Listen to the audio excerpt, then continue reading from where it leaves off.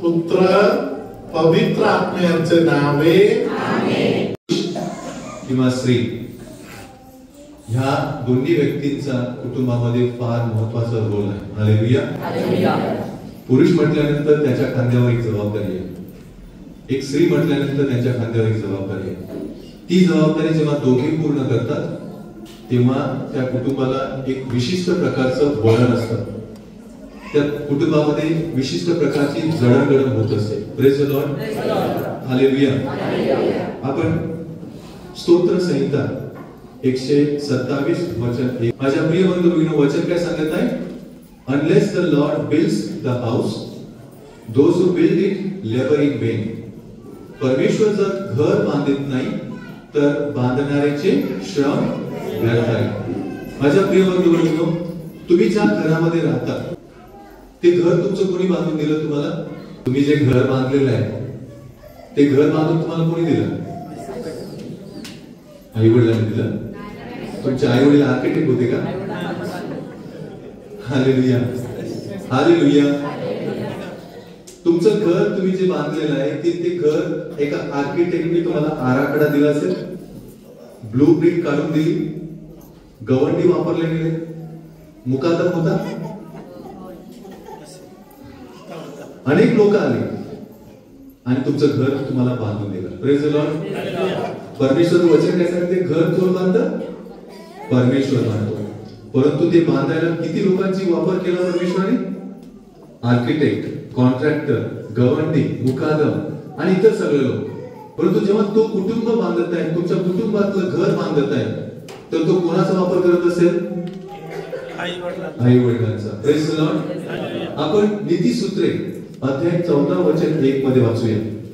प्रत्येक सुज्ञ स्त्री आपले घर बांधिते. प्रत्येक सुज्ञ स्त्री आपले घर बांधिते. आपले घर बांधिते. हालेलुया. प्रत्येक सुज्ञ स्त्री कोण घर बांधते? आपलं घर बांधते. आता तुम्ही विचार करा, इथे माझ्या डाव्या हाताला बसलेल्या स्त्रियांनो, आईंनो, बहिणींनो, आपण सुज्ञ आहात का? घर कोण बांधतं? सुज्ञ स्त्री. या जगामध्ये भरपूर स्त्री आहेत, त्याला परमेश्वराला या स्त्रियांची गरज नाही, एका सुज्ञ स्त्रीची गरज आहे घर बांधण्याला. Praise the Lord. म्हणून माझ्या प्रिय बंधू आणि भगिनींनो, तुम्ही तुमच्या मुलांना जेव्हा पोऱ्या बघायला जाता ना, तेव्हा ती डॉक्टर आहे म्हणून पोरी मिळाली पाहिजे असं नका, ती खूप सुंदर आहे म्हणून पोरगी मिळाली पाहिजे म्हणून तिची धडपड करू नका. ती कशी पाहिजे? सुज्ञ पाहिजे, देवाला भिवून वागणारी पाहिजे, जेणेकरून माझ्या पोराचा संसार टिकेल. हालेलुया. माझ्या प्रिय बंधू भगिनींनो, तुम्हाला मी विचारत आहे, ज्यांचे लग्न झाले, जे लग्न करू इच्छित आहेत, तुम्हाला सुज्ञ स्त्री मिळालेली आहे का? होय. आता मला हे सगळं दादा सांगत आहे की तुम्ही सुज्ञ आहात म्हणजे. हालेलुया. जर ते सांगत आहेत की मला सुज्ञ स्त्री मिळालेली आहे म्हणजे तुम्ही सगळे सुज्ञ आहात, बरोबर? मग आता त्या सुज्ञ स्त्रीची तुम्ही आज्ञा पाळायला तयार आहात? होय. मग ते तुम्हाला सांगतील दारू सोडा, दारू सोडणार. जे दारू पितात त्याने हात वरती करा. बघा, हे शाणे आहेत, त्यांनी कबूल केलेलं आहे. हालेलुया. माझ्या प्रिय बंधू भगिनींनो, जर तुम्हाला सुज्ञ स्त्री मिळालेली आहे तर तुमचं भाग्य आहे, आणि त्या सुज्ञ स्त्रीनं तुम्हाला सांगितलेल्या गोष्टी तुम्ही जेव्हा करणार तेव्हा तुम्ही शहाणे होणार, तुम्ही सुज्ञ होणार. घर परमेश्वर बांधतो, ते बांधायला एका सुज्ञ स्त्रीची गरज आहे. Praise the Lord. हालेलुया. कधी कधी आपण काय करतो, ती मोठ्या घरातली पाहिजे म्हणजे आपल्याला काहीतरी डावरी मिळेल. माझ्या प्रिय बंधू भगिनींनो, या जगामध्ये आता भरपूर स्त्रिया आहेत, त्या सुज्ञ नाही म्हणून आपल्या मुलांचे संसार तुटलेले आहेत. आज तुमचा 25 वर्षाचा लग्नाचा तुम्ही वर्धापन दिवस जर साजरा करत असाल, समजा की 25 वर्ष एका सुज्ञ स्त्रीने तुमच्या बरोबर व्यवहार केला म्हणून ते झालेलं आहे. आपण कमावतो, पैसा आणून देतो म्हणून आपला संसार टिकतो असं नाही. तो टिकवायला परमेश्वराच्या वचनानुसार एका सुज्ञ स्त्रीची गरज आहे. Praise the Lord. त्यानंतर त्याच वचनामध्ये अध्याय 14 वचन 1 मध्ये ब आपण वाचूया. पण मूर्ख स्त्री आपल्या हाताने ते पाडिते. तुम्ही विचार करा, तुम्ही सुज्ञ आहात की मूर्ख आहात? आतापर्यंत तुम्ही तुमच्या संसारामध्ये तुम्ही टिकून राहिले कशा प्रकारे राहिले? शहाणपणानं की मूर्खपणानं? तुमचे लग्न झालेल्या स्त्री बरोबर तुम्ही संसार केला, तुमची स्त्री सुज्ञ होती की मूर्ख होती? माझ्या प्रिय बंधू भगिनींनो, कुटुंब असंच टिकत नाही. परमेश्वराने तुम्हा दोघांना निवडलेलं, जेणेकरून तुम्हाला परमेश्वर जेव्हा मुलं बाळ देईल तेव्हा त्यांची कुटुंब टिकणार आहे. जर तुम्हीच टिकले नाही तर येणारी पिढी कधीच टिकणार नाही. आणि दुसरं वचन नीतिसूत्र अध्याय 19 वचन 14 मध्ये वाचा. घर व धन ही वडिलापासून मिळालेला दायभाग आहे. पुढे पण सुज्ञ पत्नी परमेश्वरापासून प्राप्त होते. हालेलुया. घर आणि धन ही वडिलांपासून वडिलोपार्जित आपल्याला मिळालेले आहे. कधी कधी आपण आपल्या घरामध्ये 2-3 बलाव असतील, ती तुम्ही नाही बांधली, तुमच्या वडिलांकडून तुम्हाला मिळालेला तो दायभाग आहे, त्यांच्या हातून आपल्याला दिलेला गेलेला आहे. हालेलुया. हालेलुया. वडिलांची संपत्ती होती ती आपल्याला मिळालेली आहे. परंतु जेव्हा तुम्हाला सुज्ञ पत्नी मिळालेली आहे, ही परमेश्वराकडून मिळालेली एक देणगी आहे. म्हणून जेव्हा तुम्ही तुमच्या पत्नीवर रागावता ना, थोडासा विचार करा की तुम्ही कशासाठी रागावता तिच्यावर. ती मूर्ख आहे म्हणून रागावता की सुज्ञ आहे? हालेलुया. तुम्ही सुज्ञ आहात की मूर्ख आहात हे तुम्हाला ठरवायचं आहे. कारण तुमच्याद्वारेच तुमचा संसार टिकणार आहे, तुमचं कुटुंब टिकणार आहे. हालेलुया. हालेलुया. माझ्या प्रिय बंधू भगिनींनो, आपण कधी कधी धन दौलतीच्या मागे जातो. परमेश्वराला या सगळ्या गोष्टीची गरज नाही. आज परमेश्वरानं या जगामध्ये तारण देण्यासाठी एका सुज्ञ स्त्रीचा वापर केला. ती कुठली स्त्री? पवित्र मरिया. इस्रायलमध्ये अनेक स्त्रिया होत्या, अनेक कुमारिका होत्या, अनेक तरुणी होत्या, परंतु कोणाच्याही पोटी तारणारा जन्माला आला नाही. एका सुज्ञ स्त्रीच्या पोटीच जन्माला आला.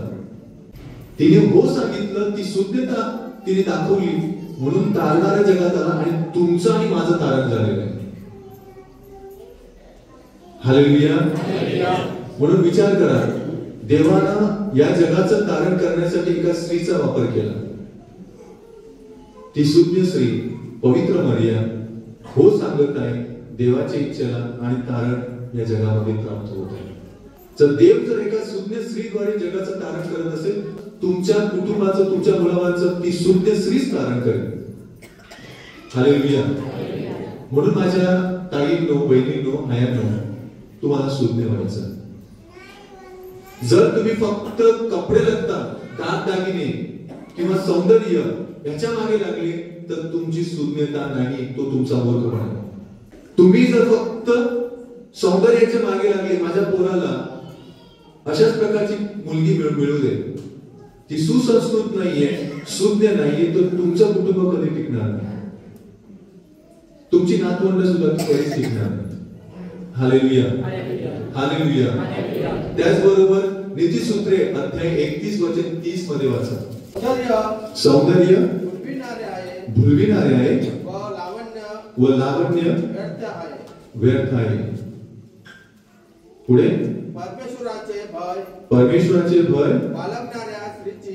बाळगणाऱ्या स्त्रीची प्रशंसा होते. हालेलुया. काय सांगत आहे? Charm is deceitful and beauty is vain.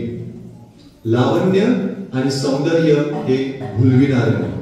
तुम्हाला सांगत आहे, तुम्हाला जर तुमचे कुटुंब टिकवायचे असतील तर तुम्हाला सौंदर्याच्या मागे किंवा या जगाच्या लावण्याच्या मागे, कपड्या लत्त्याच्या मागे जाता येणार नाही. तुम्हाला सहनशक्तीनं तुमचा संसार करावा लागेल. Praise the Lord. आणि कोण करू शकतं? परमेश्वराच्या भय बाळगणाऱ्या स्त्रियांची प्रशंसा होते, ते तुम्हाला प्रथम करावं लागेल. Hallelujah, hallelujah. आणि तुम्हाला मी सांगत आहे, इफिसकरास पत्र अध्याय 5 वचन 33 मध्ये वाचूया. तथापि तुम्हापैकी प्रत्येकानं जशी स्वतःवर तशी आपल्या पत्नीवर प्रीती करावी. आमेन. हालेलुया. तथापि तुम्हापैकी जशी स्वतःवर तशी आपल्या पत्नीवर प्रीती करावी. मला सांगा, आजपर्यंत इथे बसलेले जे आतापर्यंत लग्न करून संसार करत आहेत, किती लोकांनी आपल्या पत्नीवर अजूनपर्यंत रागावलेला नाही? तुमचा संसार जो टिकलेला आहे ना, तो या सुज्ञ पत्नीमुळे टिकलेला आहे, हे लक्षात ठेवायचं. तुम्ही तुमच्या पार्टनर बरोबर दारू प्यायला बसले होते, वर्ष तिथे घालवली, तुम्हाला वेळ नव्हता तुमच्या पत्नीवर प्रेम करायला, तरी तुमची पत्नी अशी मूठ ठेवून मुलाबाळांना सांभाळून तिचा संसार ते सांभाळलेला. तुम्हाला वेळ होता त्या पार्टनर बरोबर दारू पिण्याला आणि त्याच्यावर मैत्री करायला, प्रीती करायला. स्वतःसारखी आपल्या पत्नीवर प्रीती करायला तुम्हाला वेळ नव्हता. माझ्या प्रिय बंधू भगिनींनो, आज विचार करण्यासारखी गोष्ट आहे. कुटुंब आपली टिकत नाही, त्याला कारण हे आहे की आपण प्रेम करायला कमी पडलेलो आहोत. प्रेमानं कुटुंब टिकले जातात. तुम्ही जेव्हा कमावता, त्यांना माहित आहे किती कमावलेले आहे, किती गमावलेले आहे. जर खरोखर प्रेम करत असाल तर तुमच्या घरातली कमाई त्यांना पहिलं कळेल की मी हे कमावलेलं आहे, ही मी गमावलेलं आहे. त्याला म्हणतात प्रेम. अनेक गोष्टी आज आपण ह्या प्रेमामध्ये गमावलेल्या आहेत. कुठे? पत्नी नकोय, हे जगाचं प्रेम पाहिजे मला. अनेकांनी हात उगारले असतील आपल्या पत्नीवरती. तुमचं ते प्रेम होतं? आणि जे लग्न करू इच्छित आहेत ना, त्यांनी हे ध्यानात ठेवलं पाहिजे की जो प्रेम करायला तयार आहे स्वतःसारखी आपल्या पत्नीवर, तरच लग्न कर, नाही तर करू नकोस. तुम्ही जर दारू पित असाल, तुमच्या दारूने चंपल ठेवा, तुम्हाला दारू सुटत नाही, मग तुमच्या पत्नीला तुम्ही काय प्रेम करणार? माझ्या प्रिय बंधू भगिनींनो, आज फार गरज आहे. पत्नीला तुमच्याकडून काही गरज नाहीये. पैसा नको, दागिने नकोस, कपडे लत्ता काही नकोय. तिला एकाच गोष्टीची गरज आहे, प्रीती. जर खरी प्रीती असेल तर त्या प्रीतीपोटी तुम्ही काही करायला तयार होणार. प्रभु तुम्हाबरोबर असो.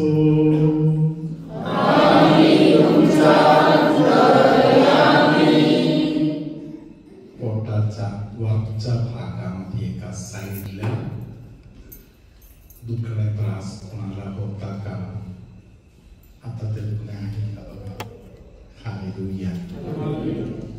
चौघांना प्रभूने स्पर्श केलेला आहे. आपण टाळ्या वाजवतो.